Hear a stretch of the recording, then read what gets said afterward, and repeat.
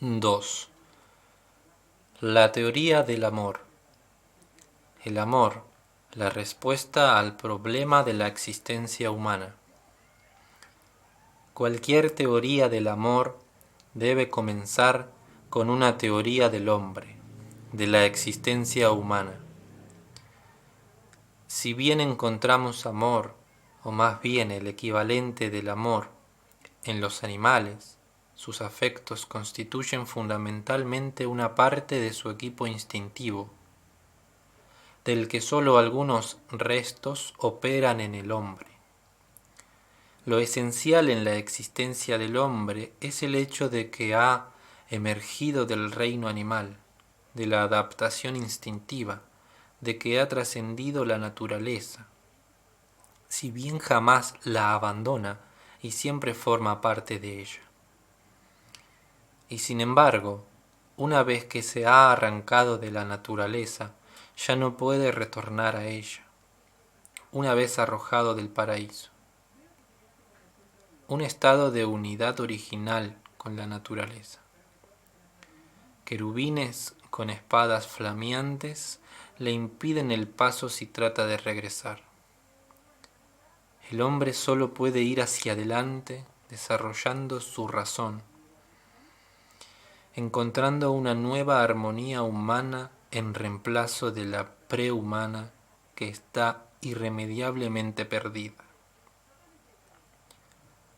Cuando el hombre nace, tanto la raza humana como el individuo se ve arrojado de una situación definida, tan definida como los instintos, hacia una situación indefinida, incierta, abierta. Solo existe certeza con respecto al pasado y con respecto al futuro la certeza de la muerte. El hombre está dotado de razón, es vida consciente de sí misma, tiene conciencia de sí mismo, de sus semejantes, de su pasado y de las posibilidades de su futuro. Esa conciencia de sí mismo como una entidad separada, la conciencia de su breve lapso de vida, del hecho de que nace sin que intervenga su voluntad y ha de morir contra su voluntad, de que morirá antes que los que ama, o estos antes que él. La conciencia de su soledad y su separatidad, de su desvalidez frente a las fuerzas de la naturaleza y de la sociedad. Todo ello hace de su existencia separada y desunida una insoportable prisión. Se volvería loco si no pudiera liberarse de su prisión y extender la mano para unirse en una u otra forma con los demás hombres, con el mundo exterior. La vivencia de la separatidad provoca angustia. Es, por cierto, la fuente de toda angustia. Estar separado significa estar aislado, sin posibilidad alguna de utilizar mis poderes humanos. De ahí que estar separado signifique estar desvalido, ser incapaz de aferrar el mundo, las cosas y las personas activamente. Significa que el mundo puede invadirme sin que yo pueda reaccionar. Así, pues, la separatidad es la fuente de una intensa angustia. Por otra parte, produce vergüenza y un sentimiento de culpa. El relato bíblico de Adán y Eva expresa esa experiencia de culpa y vergüenza en la separatidad. Después de haber comido Adán y Eva del fruto del árbol del conocimiento del bien y del mal, después de haber desobedecido, el bien y el mal no existen si no hay libertad para desobedecer. Después de haberse vuelto humanos al emanciparse de la originaria armonía animal con la naturaleza, es decir, después de su nacimiento como seres humanos, vieron que estaban desnudos y tuvieron vergüenza. ¿Debemos suponer que un mito tan antiguo y elemental como ese comparte la mojigatería del enfoque moralista del siglo XX? Y que el punto importante que el relato quiere transmitirnos es la turbación de Adán y Eva porque sus genitales eran visibles. Es muy difícil que así sea. Y si interpretamos el relato con un espíritu victoriano, pasamos por alto el punto principal, que parece ser el siguiente.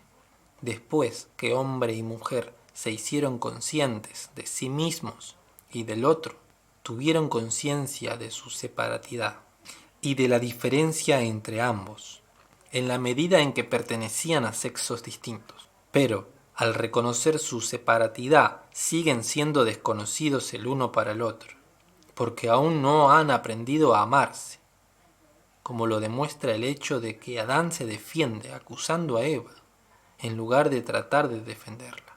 La conciencia de la separación humana, sin la reunión por el amor, es la fuente de la vergüenza. Es al mismo tiempo la fuente de la culpa y la angustia. La necesidad más profunda del hombre es, entonces, la necesidad de superar su separatidad, de abandonar la prisión de su soledad.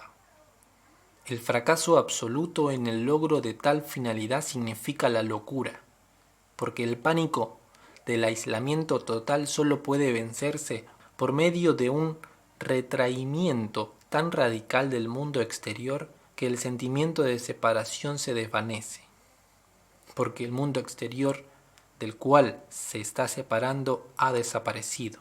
El hombre de todas las edades y culturas enfrenta la solución de un problema que es siempre el mismo, el problema de cómo superar la separatidad, cómo lograr la unión, cómo trascender la propia vida individual y encontrar compensación. El problema es el mismo para el hombre primitivo que habita en cavernas, el nómada que cuida de sus rebaños, el pastor egipcio, el mercader fenicio, el soldado romano, el monje medieval, el samurái japonés, el empleado o el obrero modernos. El problema es el mismo, puesto que surge del mismo terreno, la situación humana, las condiciones de la existencia humana. La respuesta varía.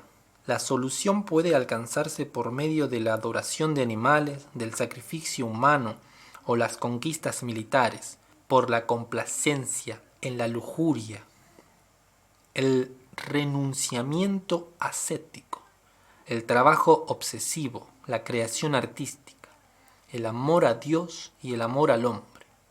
Y si bien las respuestas son muchas, su crónica constituye la historia humana, no son, empero, innumerables. Por el contrario, en cuanto se dejan de lado las diferencias menores que corresponden más a la periferia que al centro, se descubre que el hombre solo ha dado un número limitado de respuestas y que no pudo haber dado más en las diversas culturas en que vivió.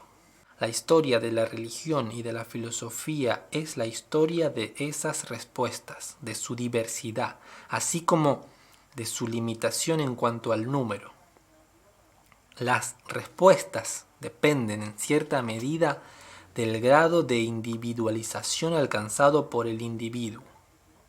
En el infante, la yoidad se ha desarrollado apenas. Él aún se siente uno con su madre. No experimenta el sentimiento de separatidad mientras su madre está presente. Su sensación de soledad es creada por la presencia física de la madre, sus pechos, su piel. Solo en el grado que el niño desarrolla su sensación de separatidad e individualidad, la presencia física de la madre deja de ser suficiente y surge la necesidad de superar de otras maneras la separatidad.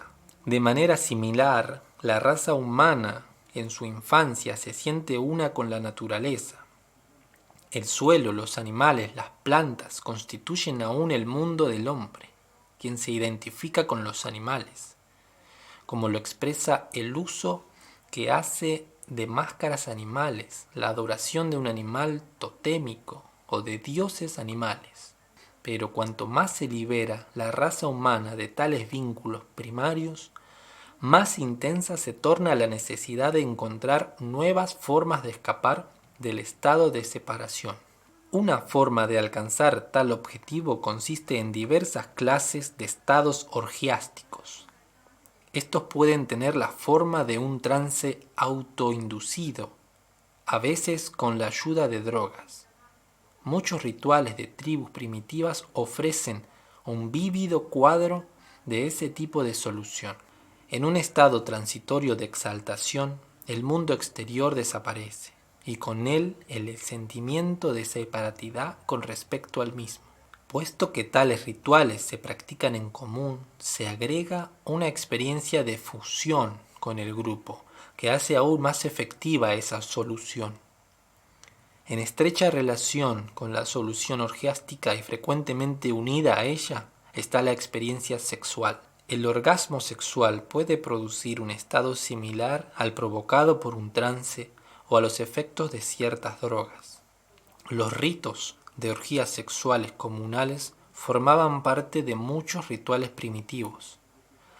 Según parece, el hombre puede seguir durante cierto tiempo, después de la experiencia orgiástica, sin sufrir demasiado a causa de su separatidad. Lentamente, la tensión de la angustia comienza a aumentar y disminuye otra vez por medio de la repetición del ritual. Mientras tales estados orgiásticos constituyen una práctica común en una tribu, no producen angustia o culpa. Participar en ellos es correcto e inclusive es virtuoso, puesto que constituyen una forma compartida por todos, aprobada y exigida por los médicos brujos o los sacerdotes. De ahí que no existan motivos para sentirse culpable o avergonzado. La situación es enteramente distinta cuando un individuo elige esa solución en una cultura que ha dejado atrás tales prácticas comunes. En una cultura no orgiástica, el alcohol y las drogas son los medios a su disposición. En contraste con los que participan en la solución socialmente aceptada, tales individuos experimentan sentimientos de culpa y remordimiento. Tratan de escapar de la separatidad refugiándose en el alcohol o las drogas. Pero cuando la experiencia orgiástica concluye, se sienten más separados aún. Y ello los impulsa a recurrir a tal experiencia con frecuencia e intensidad crecientes. La solución orgiástica sexual presenta leves diferencias. En cierta medida, constituye una forma natural y normal de superar la separatidad y una solución parcial al problema del aislamiento. Pero en muchos individuos que no pueden aliviar de otras maneras el estado de separación, la búsqueda del orgasmo sexual asume un carácter que lo asemeja bastante al alcoholismo o a la afición a las drogas. Se convierte en un desesperado intento de escapar a la angustia que engendra la separatidad y provoca una sensación cada vez mayor de separación, puesto que el acto sexual sin amor nunca elimina el abismo que existe entre dos seres humanos, excepto en forma momentánea.